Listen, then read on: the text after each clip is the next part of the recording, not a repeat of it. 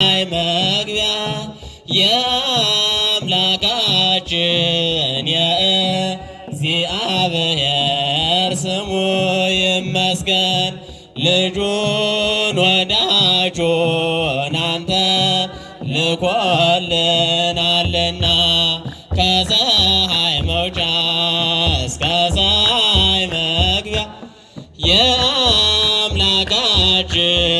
የእግዚአብሔር ስሙ ይመስገን። ልጁን ወዳጁን አንተን ልኮልናልና ኢየሱስ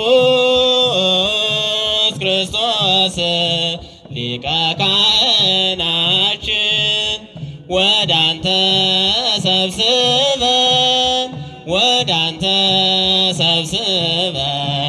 እኛን ልጆችህ